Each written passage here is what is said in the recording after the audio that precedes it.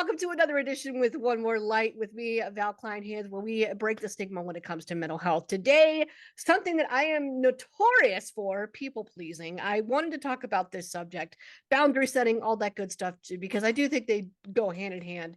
A lot of us struggle with this, and I wanted to bring in someone who knows a lot about the subject, Klara from Fitting Right In. Klara, thank you so much for being here. Hi, Val. I'm excited.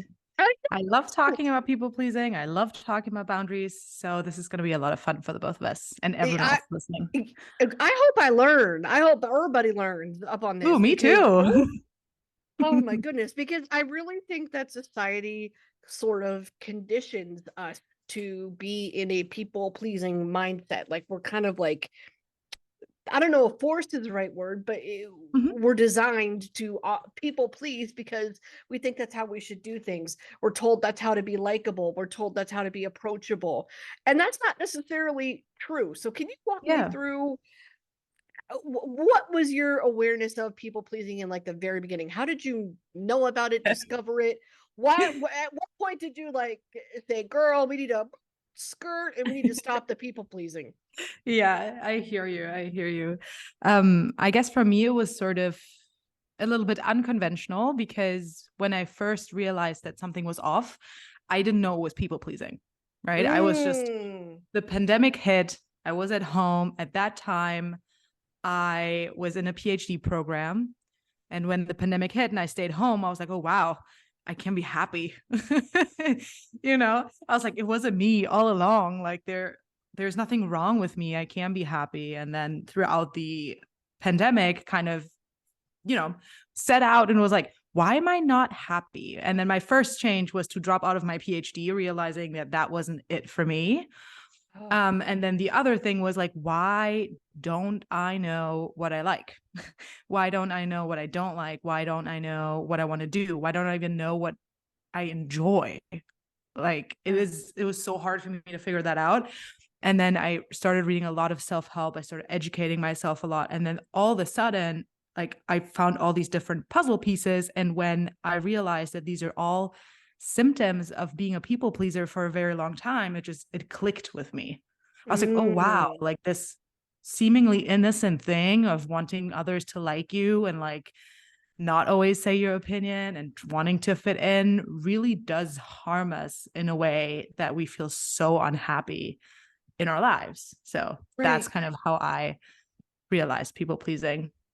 Okay, so I'm curious about the change in the schooling and the PhD, what you were studying. Do you think that you started that because you were on that track to please somebody else, and then you realized it later? So what were you studying, and who do you think you were trying to please? I was studying molecular biology, and I worked in a plants lab, so like a global warming lab. I was working on gene editing plants, essentially. But I think I started studying biology because, again, I didn't know what else to do. I didn't really know what to do. I remember expressing to my mom that I wanted to go into psychology, just kind of like in a side sentence. It wasn't really a conversation. And she was like, oh, that's for people who are crazy and want to figure themselves out. Something like that she just said like off the top of her head. And if I wanted to go into psychology, that would have been totally fine. But for me, I was like, oh, wow, this wouldn't make mom happy. Like there was no pressure from my parents that I had to do this, but it was perceived pressure, if that makes sense. It makes total sense. And I think particularly in that relationship, child to parent, there's nobody else in the world that you would rather make happier. Like you want to make your parents happy. Do you think that our parents are some of the first people that we decide we want to please?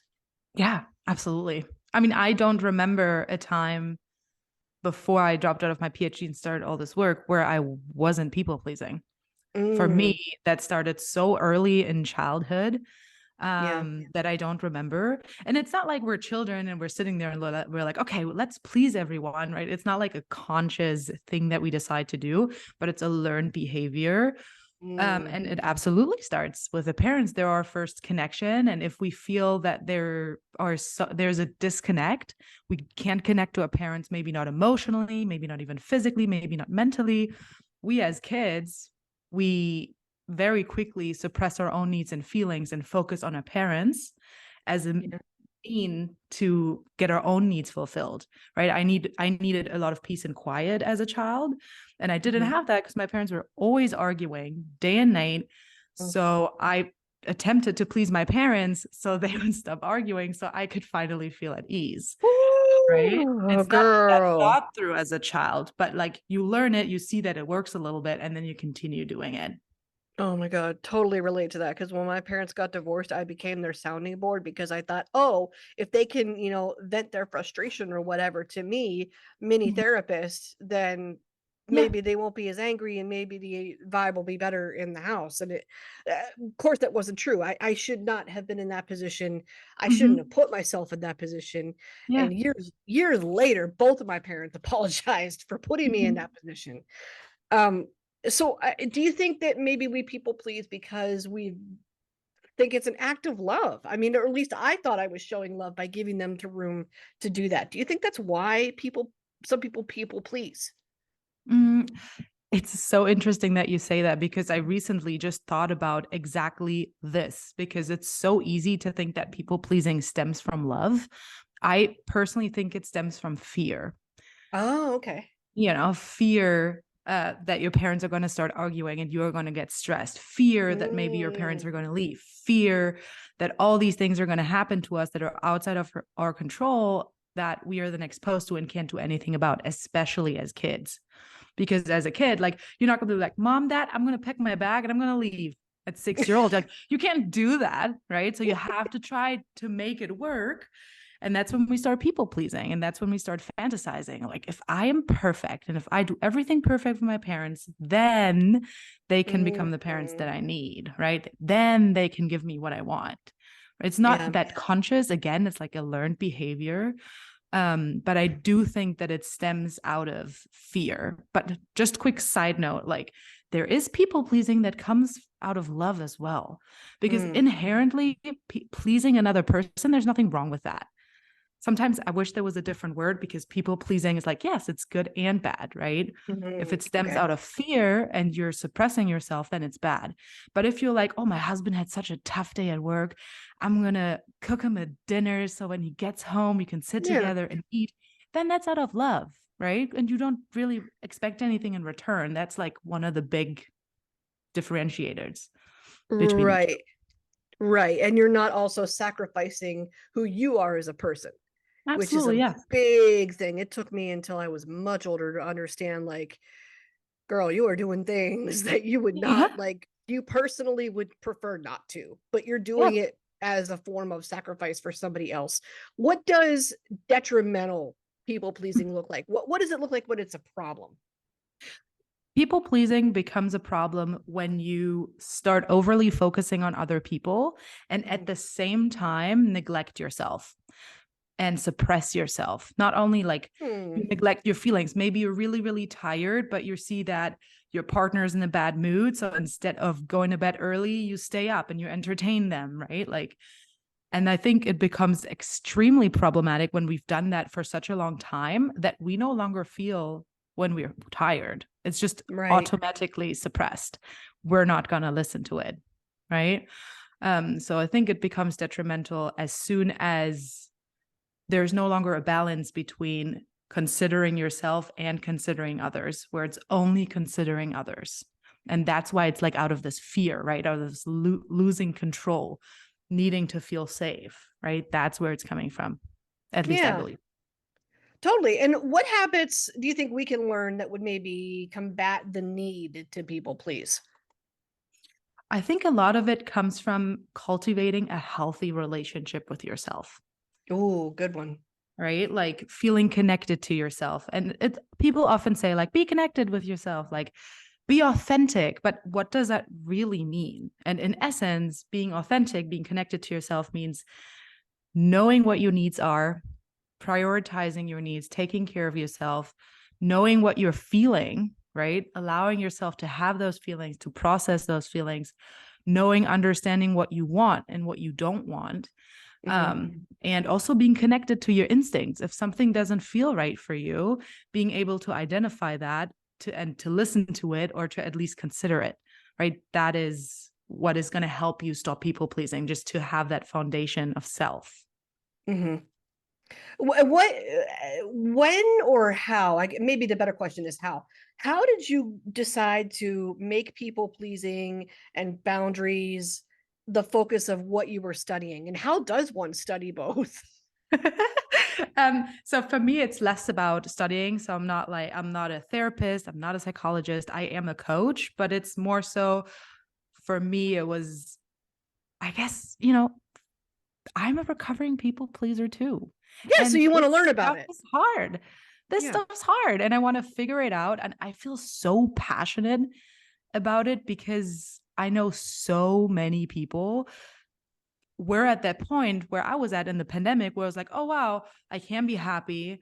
But then are hit with this wave of anxiety all of a sudden because it's like, okay, if it's not this, what do I do?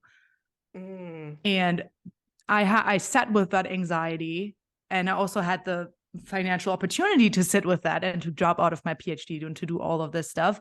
But I think for me, just like I don't ever want to lose myself like that again. And that it was one of the most painful years of my life getting into that PhD, getting my master's. And I thought A that was pandemic normal. and a pandemic. Yeah. Yeah. But for me, the pandemic was horrible, horrible for many But I'm people. saying add that on top of what you're already going Yeah. through. It Oh, was doing the yes. most.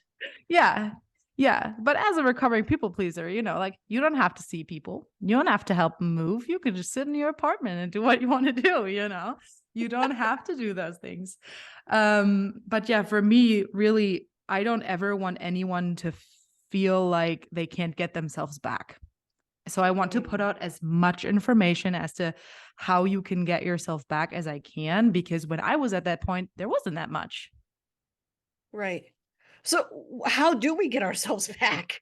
What do we, I mean, what when we see that, we're feeling burnt out, or there's little clues within ourselves Mhm. physiologically that, okay, the way that I've been living, the way that I've been relating to others is not healthy for me as an individual.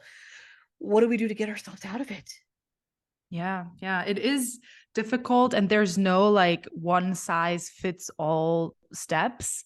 But there are definitely general steps that I can lay out in a second. And I just want to encourage people who listen to this, like, if step one doesn't sound good to you, do step two. If step two doesn't sound good to you, start at step three, like Yeah. mix and do whatever. There's no right or wrong. There's no this first, then that. But for me personally, I started by addressing my self-talk. And that's really, I Good. like addressing what you said in the very beginning of our conversation, full circle.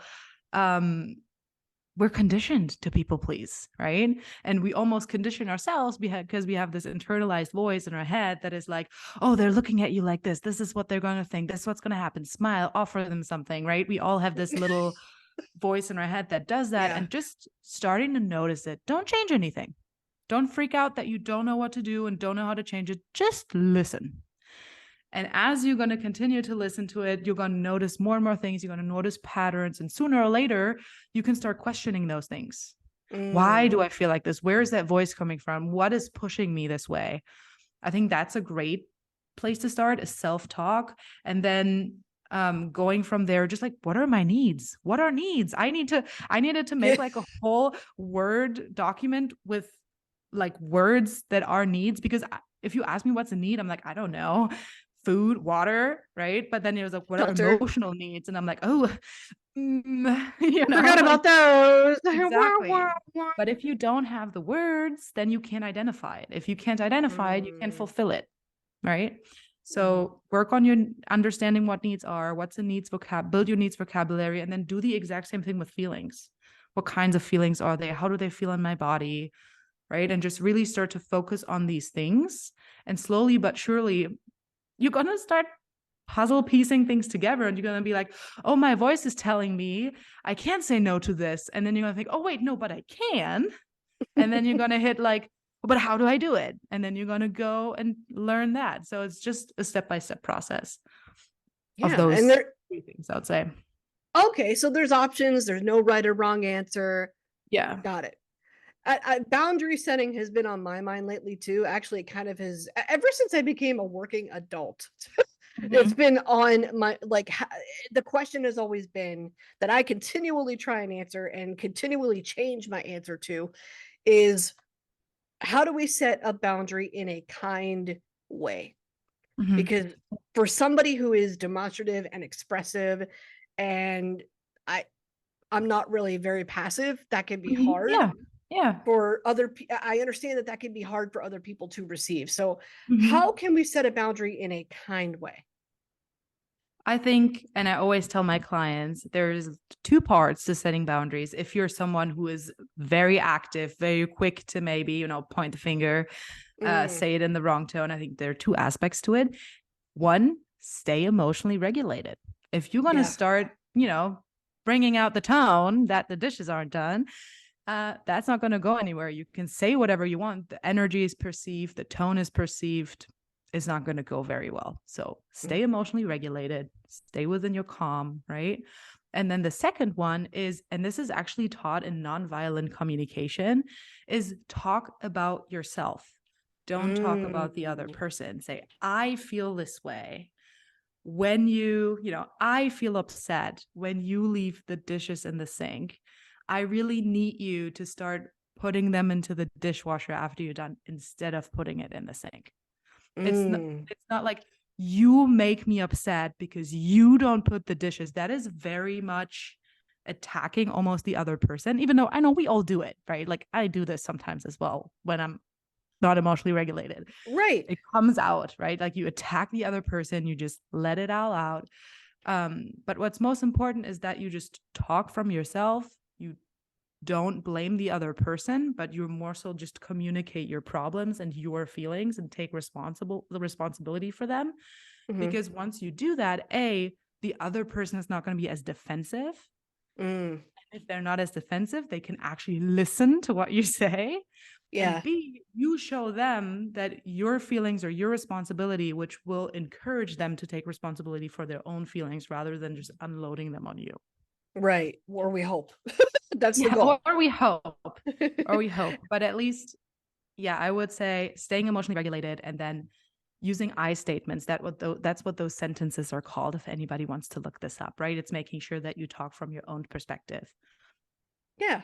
That makes a lot of sense, because if you're regulating your emotions to begin with, then you're probably not gonna get expressive with your hands or demonstrative, Yeah. or I mean, and for me, or if you're anybody else that does that like me, I literally just sit on my hands so that I don't like use them in what may be perceived as a threatening manner, just because Yeah. I know how it can come off. I literally will just like sit on them Mm-hmm. while I'm having a conversation Yeah, like it's that, just so grounding. that's all. Just so I keep in one place, and I try to at least show neutrality with my Mm-hmm. body language. That, or at least Mm-hmm. I'm trying anyway. Sometimes Yeah. I'm better at it than others, but I try. Yeah. So We're so not what do we perfect. no, not by far, and it's all the work in progress, and it would be helpful to just respect that and be patient with that. I try. Again, I think we all try, but sometimes, Yeah. it's not easy, but when we're focused on it, we can learn and we can Yeah, do better. absolutely. Absolutely. But there's a challenge that comes, though, when you're dealing with somebody anywhere who Mhm. continually disrespects the boundaries that we have. So Mhm. what do we do with that person who just doesn't get it? The person who doesn't get it. I love this question Yeah. because my answer for this will not maybe be the most satisfying for everyone, but it doesn't really matter if other people respect your boundaries as long as you Oh, respect your own boundaries. queen behavior. Okay. Okay, Right? queen behavior. I love that. No, And I didn't think about that. When I wrote yeah. that question down, I was like, that's usually how I think about it. I'm like, ah, darn it. Well, I'm trying to work with this other person, and I'm trying to compromise, for lack of a Mhm. better term. So Yes. I got to think about their side of it and blah, blah, blah, blah, blah. But I never put my own side of it into that question, Yeah. because that's just how my brain works. I'm like, well, what do you do if you have one side of the equation that just does not want to work with you at all? But I love your answer. The answer is, don't worry about it. Just do Yeah, you. don't worry about it. Don't worry about it because there are two things. Like one you already said is like, okay, someone continuously disrespects it. And let's just assume you've communicated it clearly, you've communicated it calmly, you've done all of that, you've repeated it multiple times, blah, blah, blah, right? That's all good. Check that off. Person still disrespecting you. Now you can either decide, okay, is this acceptable for me in any way? Do I still want to be around this person? Do I still want to work with this person? If so, then you set an emotional boundary with yourself or an internal boundary with yourself where, for example, don't want to talk politics with my dad. He continuously talks about politics with me. So I still want to see my dad and he doesn't stop talking about it. So instead of not seeing him, I sit there, but I have my emotional boundary up as in like, I'm listening to this, but I'm just going, It's not entering my head. I'm gone. I don't listen to it. I take myself somewhere else mentally. And one can do that. Or if the person is someone where you say, you know what, they've been doing this for this long, I cannot tolerate it whatsoever. If it's something much worse than talking about politics, right? Then it's up to you to follow through on your own boundary. Because a boundary is not just verbally communicating something, it's also nonverbal, nonverbal communication, right? So if you tell someone, hey, if you don't stop, I don't know, something horrible, kicking my dog, then you're not going to come over anymore because I love my dog. Come over anymore. They kick him. You say, I've already told you, but this is the last time I'm telling you. If you do it again, I'm going to go and I'm not going to come back. Right? I'm not going to come over anymore. The second they kick him, you're gone. And that is done. Right. And you have, I think what's important when you do that is to know for yourself that you've given that person multiple opportunities to choose you and to choose to be around you. And to also remember in my head, they're not allowed to kick my dog in any given scenario, but they're allowed to choose whatever they want to do. A boundary is never you do this and then we demand them to obey, right? It's not an ultimatum. It's not a demand. It's like, if you do this, this is what I will do. You have all the information. You can choose what to do. You continue doing it. I'm going to leave because this is not working for me, but feel free to continue to do what you're doing. It's a response, not an ultimatum. Yeah. Okay. It's about you. It's not about the other person. It doesn't have anything to do with them. That makes a lot of sense too, because I had to set one of those with my mom, and my mom and I communicate way better now. But like, she's the kind of mom who loves to talk on the phone for a long time. And she's also the kind of mom who gets upset if you can't spend almost 2 hours with her on the phone on a Sunday, particularly in my case, because I'm out of state. So she really does miss us and she wants that phone time. But I just made it so that, because she told me she treasures that time and it means so much to her. If I can't sit with her for 2 hours on a phone, I don't pick up the phone when she calls. Yeah. Period. If I can't give her that time, then I just don't. And then she's not hurt, I'm not hurt. We move on and we connect whenever we can. Yeah. That's an internal boundary you just set. That's why I love internal boundaries so much. You don't have to communicate them. You just don't pick up the phone. I didn't even know there were multiple kinds of boundaries until you just told me. Yeah. So are there, or is there such a thing as an unreasonable boundary? Because we hear other people criticize boundaries that way too. Like, oh, you're being unreasonable, you're being ridiculous, blah, blah, blah, blah, blah. Is there such a thing as an unreasonable boundary? Yeah, there are. I hate to say it. And more often than not, though, I have to say the people that are called out that their boundaries are unreasonable, most likely not the people whose boundaries are unreasonable. They're just in relationships with people who gaslight them, criticize them, want to keep them in their people-pleasing ways, or so used to that they don't want to change that. But you can have unreasonable boundaries whenever you try to tell another person what they're supposed to do with the things that they're in direct control under. I cannot tell you how to feel. If I set a boundary with you, even the most, again, like I tell you not to kick my dog. It's a ridiculous example, but those often work well to understand something. But we'll work with it. If you were to kick my dog and I were to tell you, hey, Valerie, this is making me upset. I'm not going to stay around you if you kick my dog. You're allowed to be upset about that. Yeah. You're allowed. You're allowed to be Right. upset about that. You're not allowed to yell at me and to take it out on me. Okay. But you're not, but I can't tell you if then you're upset. I said, Valerie, no, I got to set a boundary with you. You can't be upset about this. I cannot tell you that. You're allowed to have your response to my boundary. You're allowed to be upset. If a Okay. friend tells you I can no longer spend as much time with you because I have this new job and I really need to focus on that, you can have the most understanding friend. They're still allowed to be upset about that. Yeah. Right? They can accept your boundary. They can know it comes from a loving place, but it still hurts a little bit. And that's Yeah. okay. So there Right. are things you can't set boundaries about, and those are things that you meddle with that are not under your control. How I would spend my money. You can't set a boundary on that. You can try, but I would say that's unreasonable. Yeah. Well, because it's none's their business. It's not their Yeah, income. It's exactly. totally got that. I mean, so sometimes we can have guilt when it comes to people pleasing or setting boundaries just in general too. A lot of the time we can have guilt after Yeah. the fact because Mhm. we see how, what to us is standing up for ourselves might be perceived as upsetting by that other person. So then we probably start to feel guilty about it, unless you're a Yeah. sociopath. Usually you Yeah. start to feel guilty about it. So is there a way to reduce the guilt that comes with that? I wish I could tell you, yes, I'll tell you 3 things and you'll never feel guilty again. It's done. It's done. You're Yeah, good. it's hard. It is hard. And I don't think the guilt will ever fully go away. I Mm, think you will always feel guilty. Maybe not about telling someone not to kick my dog, but maybe a friend is moving and you just don't have the capacity to help. So you tell them you can't help them. So to a degree, there's always going to be guilt. It's going to reduce the more empowerment you feel by setting your boundaries, standing up for yourself, and really feeling that something is right for you. mm, Thereby, the guilt will reduce. The guilt will reduce the more often you experience that setting boundaries is not scary, that the other person does not react meanly, that you can have healthy relationships. And the guilt is going to reduce, once you truly understand that you can allow to take up space.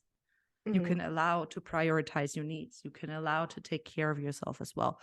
But the guilt is going to be there to a degree. I still have guilt sometimes when I set boundaries with people because I'm a human being and I care. Yeah. And we all, to a degree, we're all social creatures, are wired in a way that we want approval, validation, and love from others. We need that support.